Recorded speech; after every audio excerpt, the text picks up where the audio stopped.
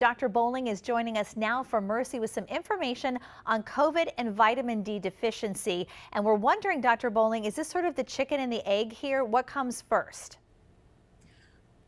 Well, I think, first of all, vitamin D improves your immune system against all kinds of viruses. So I think it's vitamin D that comes first. So if you have vitamin D and it's at a normal range, you're going to be able to resist all kinds of viruses like colds and flu and COVID. And so what we were sort of talking about too is a link between vitamin D deficiency and the severity of getting COVID. What have you found with that? People who tend to get more severe forms of COVID many times do have low vitamin D. And you know, when we live in a place like Baltimore, where half the year it's kind of cold and dark and rainy, it's hard to get all the vitamin D that you need just from going outside in the sun. Plus, a lot of us wear sunscreen because we have to protect ourselves, and that interferes too. So most people don't have a normal vitamin D.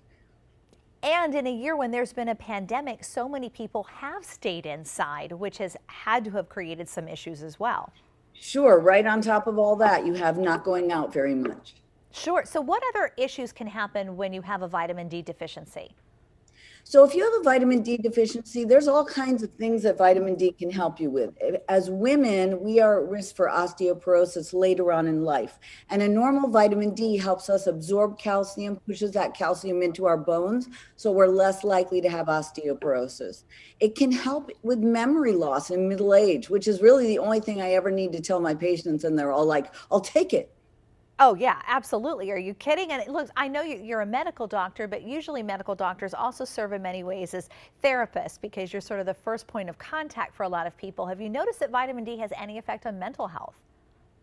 So I don't have any evidence that I've read that vitamin D has effect on mental health, but my patients have reported to me when their D is low and they've gotten up to a normal range, how much better they feel in all sorts of areas, including in their mood. So I would say anecdotally, I think it probably does help your mood if you have your vitamin D in the normal range. So what are we talking about as far as normal range, and what type of supplements should we be taking?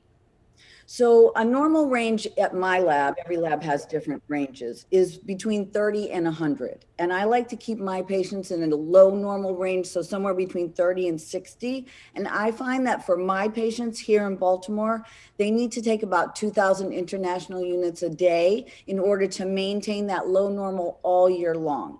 All right, Dr. Bowling. Oh, go ahead. Every place is different though, because it depends on how much sun you have and how close you are to the equator. Oh, really good point. Thank you so much for that. And thanks for joining us. Thanks for hanging with us through our audio issues. And if you have any other questions or you would like a referral, just call 1-800-MD-MERCY.